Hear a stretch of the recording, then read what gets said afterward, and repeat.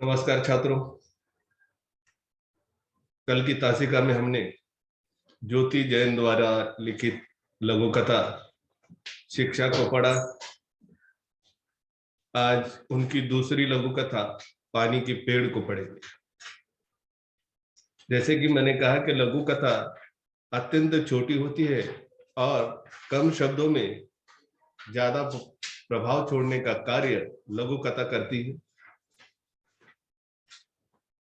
जैसे कि हमने शिक्षा इस लघु कथा में देखा कि इसका उद्देश्य स्त्री भ्रूण हत्या को रोकने के लिए किया गया है और इसमें से यह लघु कथा संदेश भी देती है कि स्त्री भ्रूण हत्या पाप है, गलत है।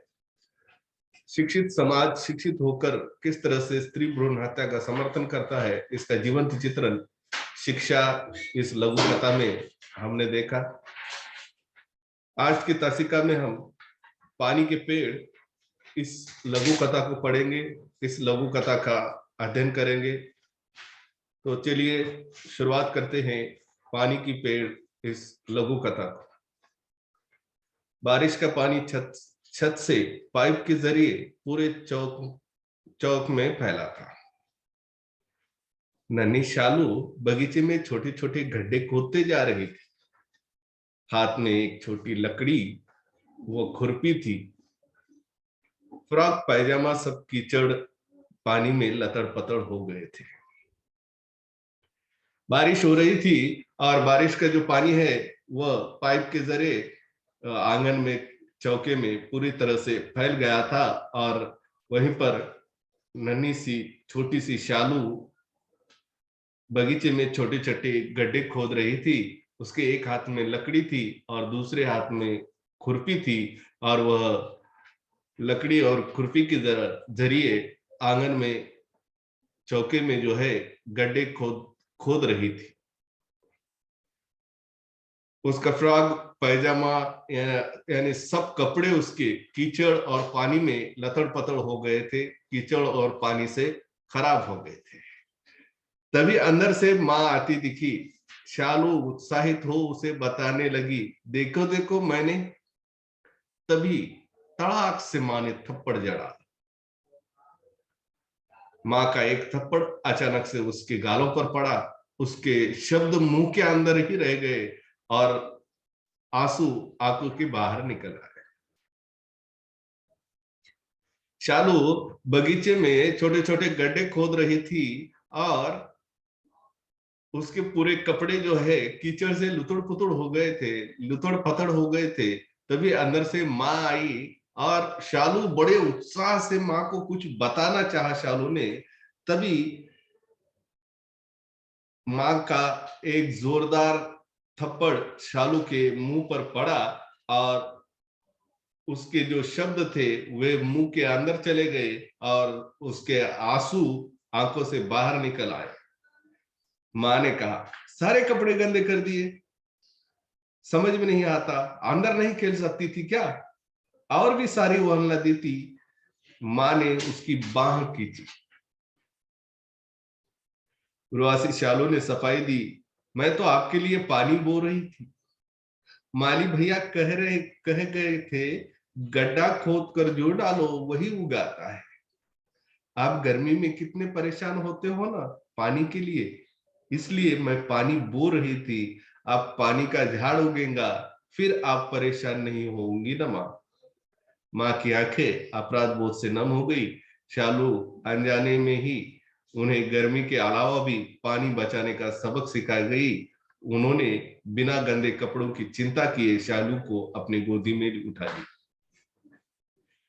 देखिए एक छोटी सी लघु कथा है जिसके अंतर्गत एक नन्ही सी बच्ची जिसका नाम शालू है, वह अपने बगीचे में जो है बारिश का पानी, जो बारिश गिर रही थी तो बारिश का पानी जो है बचाने के लिए लकड़ी और खुरपी से छोटे छोटे गड्ढे बनाती है और गड्ढे बनाती जाती है। इस काम में उसका फ्रॉक पैजामा, उसके सारे कपड़े कीचड़ से खराब हो जाते हैं और माँ जब आती है तब शालू बड़े उत्साह से उसके पास माँ के पास जाती है और कुछ कहना चाहती है, लेकिन तभी माँ एक जोरदार थप्पड़ उसके मुंह पर जड़ती है और उस थप्पड़ से उसके जो शब्द थे वह मुंह के अंदर चले जाते हैं और आंखों से आंसू बाहर निकल आते हैं।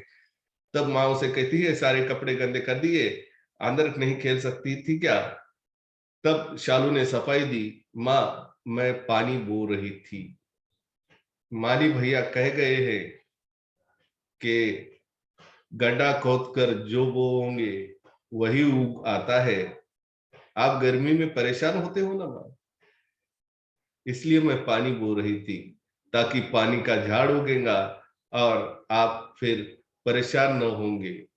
माँ की आंखें अपराध बोध से जो है नम हो गई और उसे एक सबक मिल गया कि गर्मी के दिनों में ही नहीं, बारिश के दिनों में भी पानी को यदि बचा कर रख दिया जाए तो पानी की परेशानी नहीं होगी। यह सबक छोटी सी शालो देगी।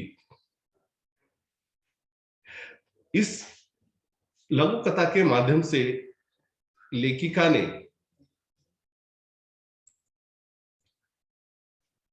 पानी के महत्व एवं आने वाले दिनों में पानी के संरक्षण की आवश्यकता पर बल दिया है। जल ही जीवन है, यह हम बचपन से सुनते आए हैं, पर पानी की बर्बादी देखकर उसे रोकने के लिए हमारे कदम कभी आगे नहीं बढ़ते। अपनी जरूरतों से ज्यादा पानी का इस्तेमाल करते रहते हैं। बारिश होने पर ढेर सारा पानी बह जाता है। बारिश के पानी को जमीन में बांध के माध्यम से, जलाशय के माध्यम से बहुत बड़े पैमाने पर बचाया जा सकता है। हर व्यक्ति थोड़ा थोड़ा पानी यदि बचाएगा तो बहुत सारा पानी हम अपने लिए संग्रहित कर सकते हैं। यही पानी हमें धूप के दिनों में काम आता है। इसी बात को लेखिका ने एक छोटी सी लड़की शालू के माध्यम से समझाया है। इसमें उनकी कल्पना, निरागसता और समझदारी भी दिखाई है। पानी के पेड़ इस लघु कथा की प्रमुख पात्रा शालू ही है, जो एक छोटी सी लड़की है। बारिश का मौसम है, बारिश के मौसम में बच्चों को पानी के साथ खेलना बहुत पसंद आता है। वे अपने कपड़ों की चिंता किए बगैर खेलते रहते हैं। इस लघु कथा की नन्ही सी शालू भी हाथ में खुरपी और लकड़ी लेकर अपने घर के पास वाले बगीचे में गड्ढे खोद रही थी। उसका फ्रॉक पैजामा कीचड़ और बारिश के पानी से भीग चुके थे। उसी समय घर से माँ आती है और माँ को देखते ही बड़े उत्साह से वह माँ से कुछ कहना चाहती है। उसके पहले कि वह कुछ कहे, माँ एक जोरदार थप्पड़ उसके गालों पर जड़ देती है। माँ द्वारा अचानक थप्पड़ लगने से उसके शब्द मुंह के अंदर ही रह जाते हैं और आंसू आंखों से बाहर निकल आते। माँ गुस्सा अब भी कम नहीं हुआ था। वह डांटती हुई कहती है, सारे कपड़े गंदे कर दिए, अंदर नहीं खेल सकती, और भी कई प्रकार की शिकायतें करती हुई उसकी बाह पकड़कर माँ ने खींची।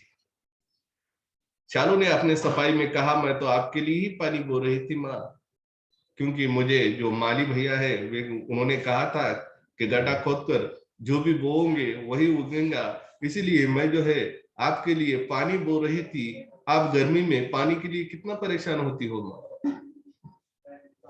आपकी परेशानी मुझसे देखी नहीं जाती, इसलिए मैं पानी गड्ढा खोद कर पानी बो रही थी, ताकि पानी का पेड़ उगाए और गर्मी के दिनों में आपकी पानी के लिए परेशानी न हो। उसे सुनकर माँ जो है अपराध बोध से आंखें उसकी नम हो जाती है और एक नया सबक उसे मिलता है कि केवल गर्मी के दिनों में ही पानी बचाने का काम नहीं होता, तो गर्मी के अलावा भी बारिश में, ठंडी में भी पानी यदि हम बचाते हैं तो वही पानी जो है गर्मी के दिनों में हम उपयोग में ला सकते हैं। जब पानी की परेशानी होती है तब उस पानी का उपयोग हम कर सकते हैं।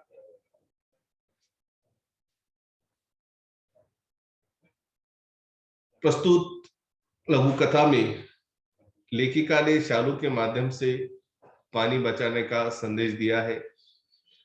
छोटी लड़की की छोटी सोच उसे महान बना देती है। बरसात के दिनों में हमें पानी को संग्रहित करने की आवश्यकता होती है। बारिश का पानी जितना जमीन में संग्रहित होगा उतना ही लाभ हमें गर्मी के दिनों में होगा। नहीं तो गर्मी के दिनों में पानी के लिए लोगों को परेशानी उठानी पड़ती है। इस समस्या से मुक्ति पाने के लिए बारिश का अधिक से अधिक पानी बचाना बहुत जरूरी होता है।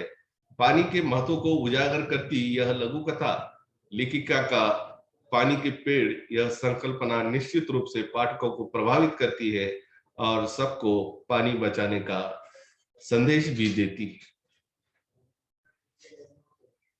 यानी यह लघु कथा पानी बचाने का संदेश देती है। बारिश के दिनों में जितना पानी हम बचाएंगे,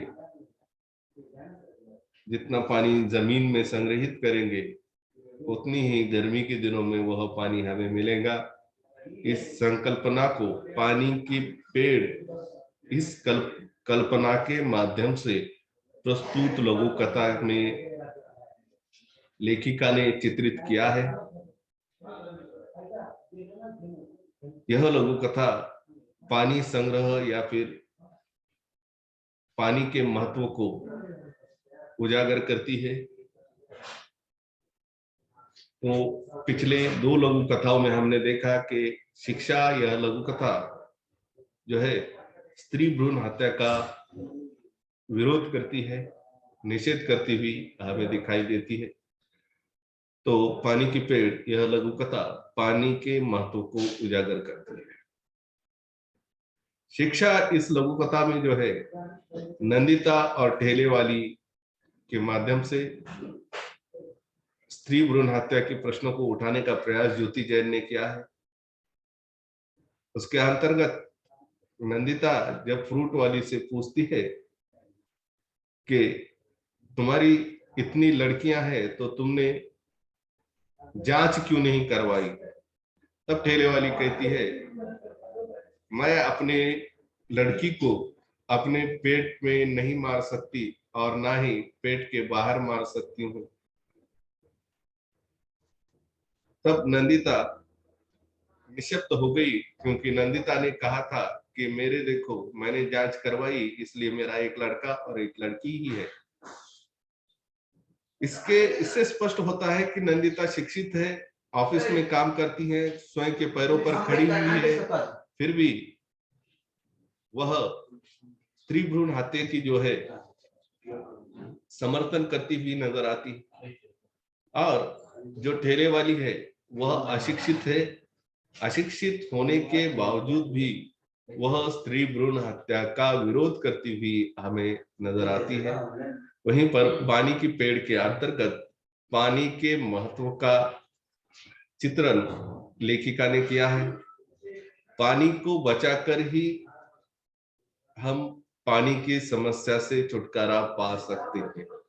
केवल पानी गर्मी के दिनों में ही बचाना नहीं होता, तो बारिश और ठंडी अन्य दिनों में भी यदि हम पानी का संग्रह करते हैं, पानी बचाते हैं, तो गर्मी के दिनों में हमें पानी के लिए परेशानी नहीं उठानी पड़ेगी।